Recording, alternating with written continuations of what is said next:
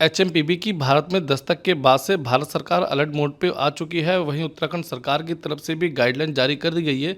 चलिए इस विषय में हमारे साथ बातचीत करने के लिए उधम सिंह नगर जिले के सीएमओ मनोज शर्मा जी मौजूद हैं। इनसे हम बातचीत करेंगे और जानेंगे कि उधम सिंह नगर जिले में जो जिला प्रशासन है, जिला स्वास्थ्य विभाग है, उसकी तरफ से किस तरह की तैयारियाँ की गई हैं। सर, एचएमपीवी वायरस की भारत में दस्तक हो चुकी है।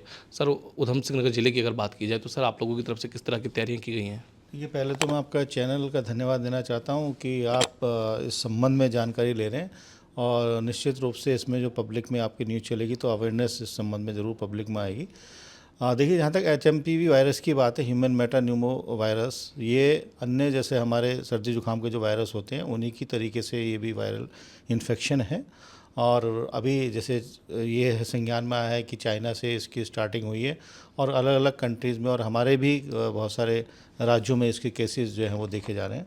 लेकिन उत्तराखंड में अभी इस तरह का कोई केसेस अब संज्ञान में नहीं आया है, पॉजिटिव इसमें टेस्ट में नहीं पाया गया है।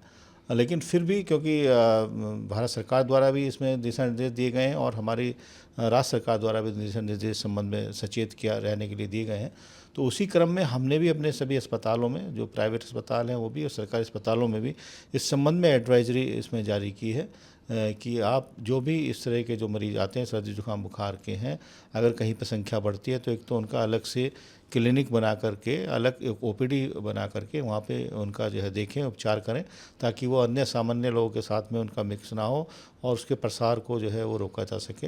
दूसरा, लोगों से भी हमने अपील की है कि अगर किसी को सर्दी जुकाम बुखार है और नॉर्मली जो सर्दी जुकाम बुखार है 2-3 दिनों में सामान्य कम होने लग जाता है, अगर वो कम नहीं होता है या सांस लेने में किसी को दिक्कत होती है या बुखार लगातार ज़्यादा बना रहता है, तो अपने जो डॉक्टर हैं, नियरेस्ट सरकारी हों चाहे प्राइवेट क्वालिफाइड डॉक्टर हैं, उनसे संपर्क करें सर, ताकि। और क्या क्या लक्षण हैं इसके। देखिए, अधिकतर इसमें पहले स्टार्टिंग में सर्दी जुकाम बुखार ही इसमें होता है।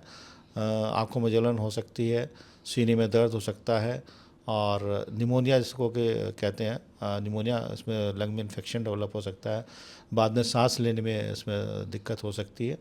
तो ये सब इसमें दिक्कतें होती हैं और जो बच्चे और जो बुज़ुर्ग लोग हैं जिनकी थोड़ी इम्यूनिटी वीक होती है, उनमें ये लोग ज़्यादा प्रभावित होते हैं, या जो अन्य किसी गंभीर बीमारी से ग्रसित हैं, ऐसे लोगों को ज़्यादा इसमें सचेत रहना चाहिए, सावधान रहना चाहिए, क्योंकि इनमें बीमारी की जो गंभीरता बढ़ने की ज़्यादा संभावना इसमें रहती है।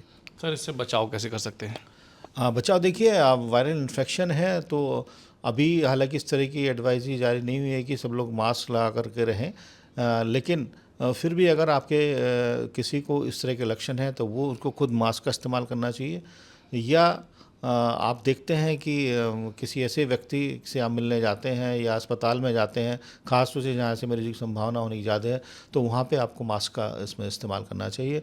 दूसरा ये है कि आप पौष्टिक भोजन करें, आप पूरी भरपूर नींद लें, थोड़ा हल्का जो गुनगुना जो पानी होता है या जो पेय पदार्थ हैं उनका सेवन करें, थोड़ा सर्दी से बचें। ये सब चीज़ें आपकी इम्यूनिटी को वीक करती हैं, सर्दी से बचें।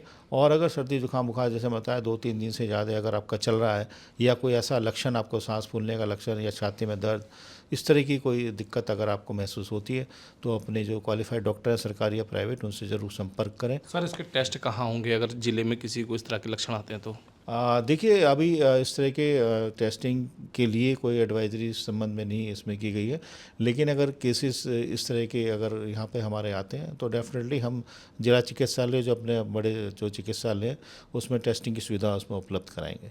सर, आपने बताया कि इसमें श्वसन से संबंधित समस्याएं आएंगी।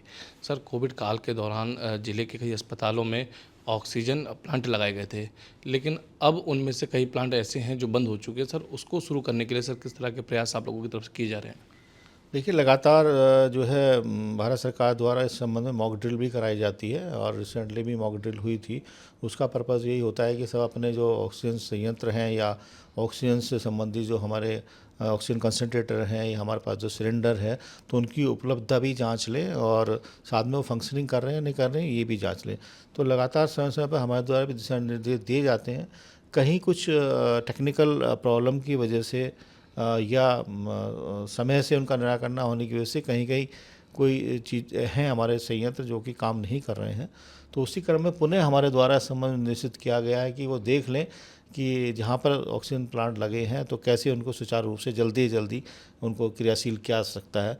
तो इस चीज़ के निर्देश जो है हमारी तरफ से। तो आपने सुना कि हमारे साथ बातचीत करने के लिए उधम सिंह नगर जिले के सीएमओ डॉक्टर मनोज कुमार शर्मा जी मौजूद थे। इन्होंने कहा कि एचएमबीवी वायरस के भारत में दस्तक के साथ ही उत्तराखंड सरकार की तरफ से भी जो गाइडलाइन जारी की गई है उसके अनुसार काम किया जा रहा है।